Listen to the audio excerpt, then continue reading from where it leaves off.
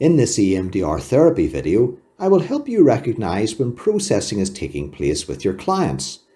I will also guide you in things that you can do to keep the processing moving when it appears your client is stuck.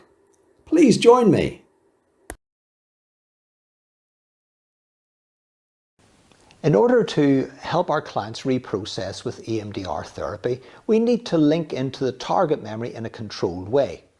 We do this in the assessment phase.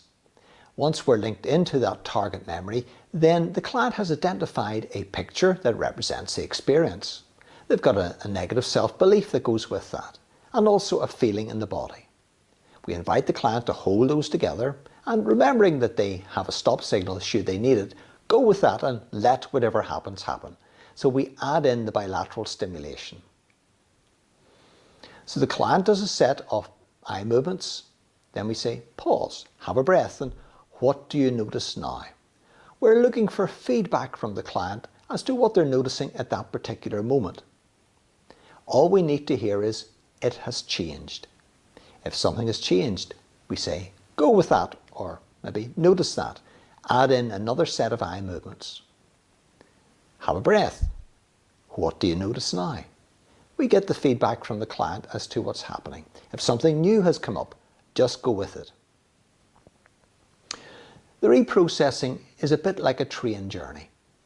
The train's sitting in the station, it gets loaded up with its passengers, the guard locks the door, blows a whistle, waves the disc, and then the train moves out of the station. It moves towards what we call adaptive resolution. We're looking for a SUD of 0. And as long as things keep coming up, we know that the processing is continuing. Sometimes a client will report that an image fades. That's fine. Go with that. The image may become more distant. It may become smaller, or just fade away, or maybe another image comes in. Whatever comes up, just let whatever happens, happen. The client might report that one thought leads to another, or they may link into another memory. Go with that. A feeling in the chest, for example. Notice that. Add in the bilateral stimulation. It's moved to my stomach. Go with that. Add in another set of eye movements. It's moved to my thighs. Go with that. It's moved to my calves. Go with that.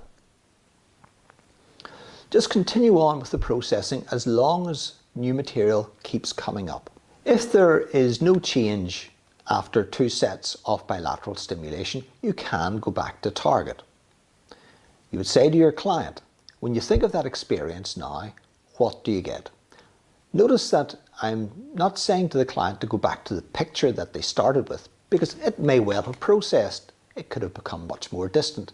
It's like asking the client to link back to the station that the train left from, when in actual fact it's well down the track. So we're asking the client, what are you aware of at this particular moment as you connect to that experience? New material comes up, go with that. Sometimes between sets, a client may report something that sounds quite vague. Now you as the therapist don't know what the client is connecting to. So I would go with that. An example. So we say to the client, pause, have a breath, what do you notice now? I've got a blue colour. Now I don't know where that's going, but I would say, go with that. Have a breath, and what do you notice now? It's a mauve colour. Okay, go with that. Do another set of eye movements. It's now a pink colour. Still don't know where this might be going, but it may be connecting to something. I would take a chance and say, go with that. Add in another set of eye movements. Have a breath, what do you notice now? It's now a grey colour. It sounds rather vague at this point, so I'm not sure what the client could be linking into. I would go back to target. As you think of the experience now, what do you notice? And then go with whatever comes up. What can happen is that the client may be processing a particular memory. They get to a particular point. They'll start to link to something else. It's not clear. Then something else, and then they're off again. It's like walking along briskly through the countryside, and then you come to a stream. And in the stream there are a number of stepping stones. So you're carefully 1, 2, 3, and then boom, you're on the other bank and off again. So it could be the same with our clients as well. As they connect to something that sounds vague, they may be starting to connect to another memory altogether. If that's the case, we just go with it. Other times that we do a set, the client might be sitting there with an image, go with that, and the image doesn't change. Well, instead of going back to target, what we could do is invite the client to change the image in some way. If it's a very vivid image, we can invite the client to make it a duller image, or a color image, change it to black and white. If it's a moving image that they have, we could ask them to freeze frame the image. Another thing you might do is invite the client to change the direction of the eye movements. If you have been doing horizontal eye movements, change to a set of diagonal eye movements. Another thing you might do is change to a different modality. If you have been doing eye movements with your client, invite them to do a set of taps. You could try a set of faster eye movements is another thing. Or moving the eyes high up, like this, or low down, like this. That can help unlock what's stuck there. Sometimes as well, it's helpful to use a cognitive interweave if a client is stuck at a particular point. Now, if the client is processing, things keep coming up, then stay out of the way. The train is moving down the track. And if you think about it, if you're standing on a main line and a train's coming toward you, you'll certainly get out of the way. So similarly, stay out of the way as long as processing is taking place. If the client is stuck at a certain point, say for example, working on a memory of being physically and emotionally abused by a teacher at school, from the client's perspective, they're seeing it through the eyes of the child. There's this teacher towering above them looking down. If that isn't shifting spontaneously, we can invite the client then to link into it and invite them as the adult to walk into that classroom and say and do what the adult can do that the child wasn't able to at that time. The thing to remember is that as long as processing is taking place, keep the train moving.